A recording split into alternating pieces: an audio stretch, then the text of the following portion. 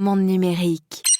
Tu donnes ton consentement implicite parce que tu la files, tu donnes ta photo, tu vois? Donc tu peux pas aller après dire: «Ah bah attends les gars, tu m'as piqué ma photo».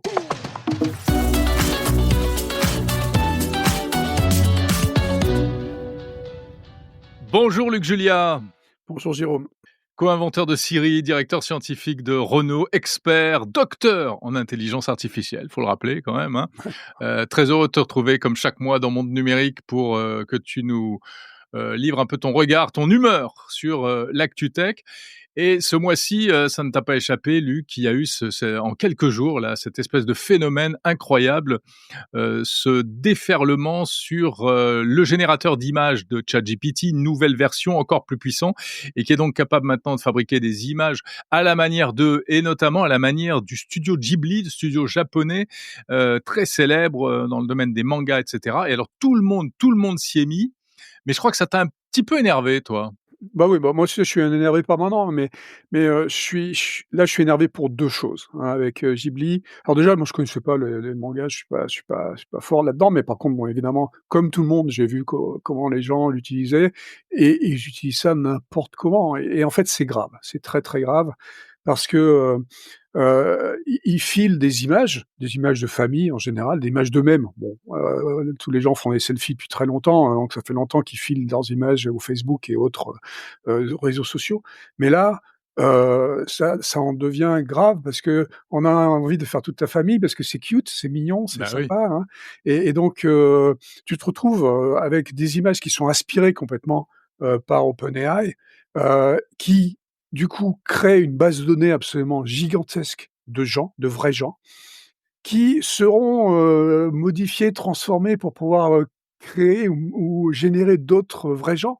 Mais le problème, c'est qu'il y en a qui vont ressembler beaucoup, heu, à des vrais gens et donc du coup, cette base de données d'images, de photographies de vrais gens, Mmh. elle va être utilisée certainement à mauvais escient, à un moment donné. Ça veut dire pour générer les trucs qui seront dans des situations où tu veux pas forcément te retrouver. On connaît, les trucs, de porno, Ouais, les qui sont deepfakes. faits, les trucs pédophiles et cetera. Enfin bon et là, avec le nombre d'images qui sont, comment aspirées, il y a eu d'énormes chances que des choses vont être générées, vont être très, très, très, très mauvaises et certains vont se reconnaître, même si c'est encore une fois, si c'est censé modifier machin et tout ça, Mmh, c'est mmh mh. les IA génératives, c'est pas ça prend jamais l'image exacte.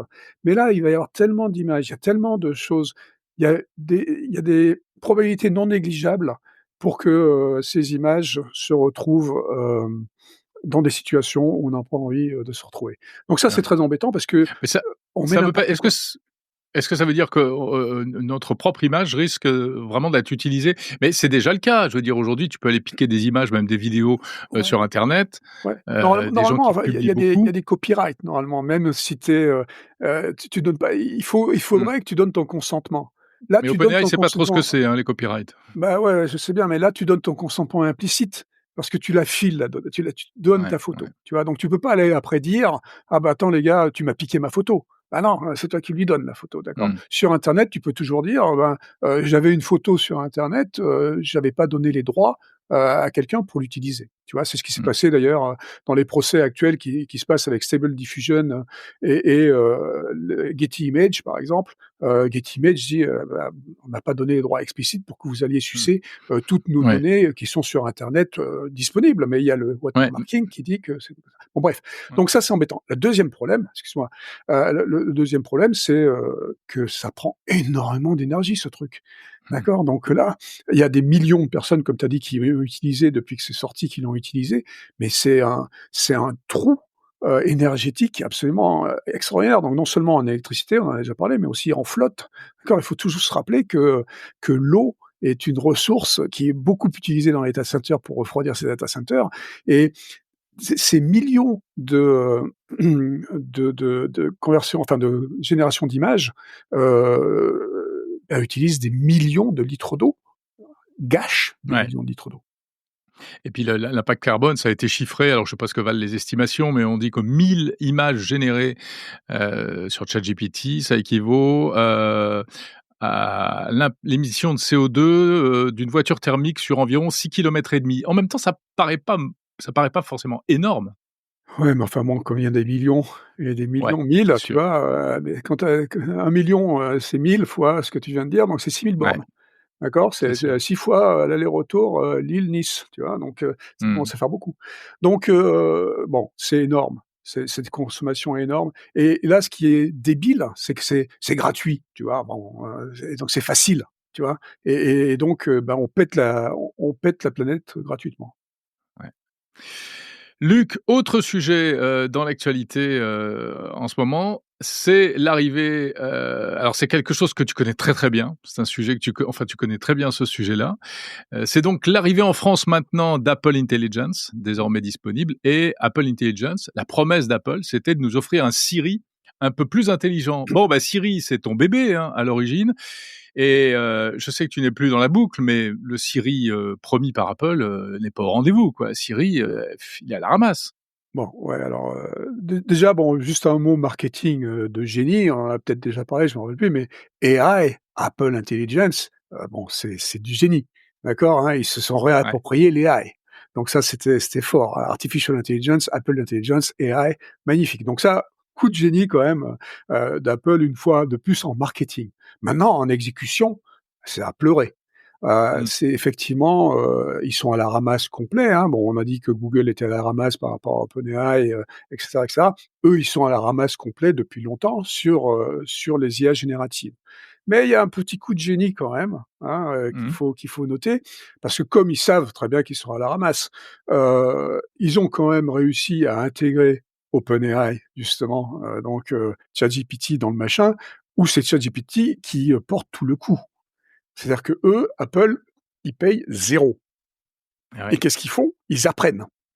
Donc ils apprennent, ce que les gens sur leur téléphone vont faire et donc ce qui va être, dirigé le plus vers OpenAI, quelles sont les requêtes les plus souvent demandées, tout ça. Et ça, je peux t'annoncer officiellement, même si j'en sais rien, que, dans quelques mois, ces trucs-là, ça va rentrer dans Siri, ça ira plus dans OpenAI. OpenAI aura essuyé les plâtres et Apple va récupérer, les lauriers là-dessus.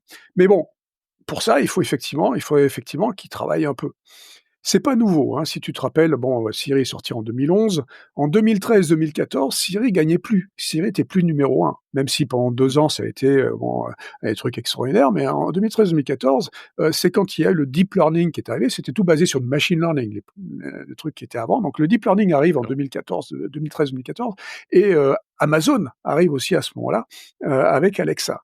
D'accord? Et Alexa est une révolution, encore une fois, il faut faire attention Tout au à mot fait. révolution, mais elle est une révolution dans la qualité, en fait. Alexa est en train de battre Siri en 2014 parce que c'est bien meilleur, ça réagit mieux, ça a l'air mieux comme ça et c'était mieux parce ils utilisaient effectivement du deep learning, ce que Siri a mis 3 ans à prendre comme virage. C'est-à-dire que c'est en 2017 pardon, que Siri a rattrapé un peu Alexa, a recommencé à rattraper Alexa et Google d'ailleurs aussi qui faisait Google Home à l'époque.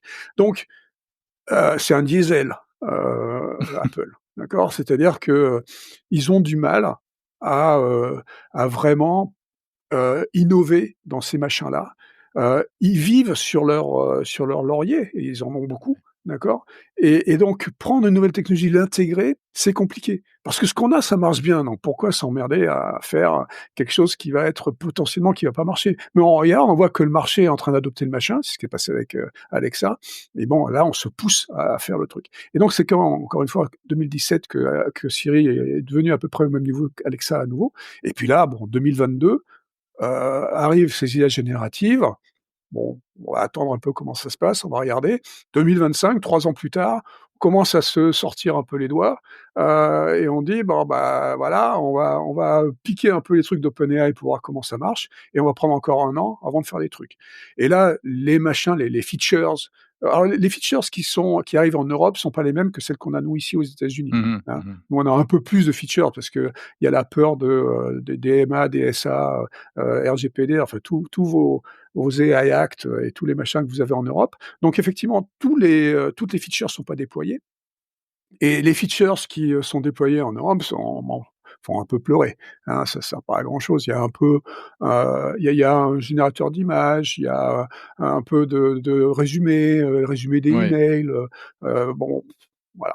Donc c'est un peu triste par rapport à ce qu'on a vécu dans les 3 dernières années, d'accord, avec tout le reste, mais encore une fois, c'est un diesel et je prédis que, l'année prochaine, 2020 enfin là, en septembre, ils vont annoncer deux trois trucs encore et puis, enfin en juin, en En septembre juin. et puis en 2026, on va avoir quelque chose qui sera beaucoup plus intégré, un Siri qui sera un peu musclé, à l'intelligence artificielle générative, qui va être beaucoup plus, dans les dialogues d'ailleurs aussi, ça va profiter des avancées aussi dans là-dedans et on va pouvoir la couper, on va pouvoir elle va être beaucoup plus, sympa, mais il va falloir attendre effectivement, je pense encore, au moins 1 an et on va voir disparaître OpenAI, de son spectre parce ils auront bien essoré, et bien utilisé. Merci Luc Julia, ravi, comme d'habitude, et c'est un plaisir de t'écouter, et si tu es d'accord, eh bien, on se retrouve le mois prochain. Avec plaisir, on aura plein de trucs nouveaux, je suis sûr.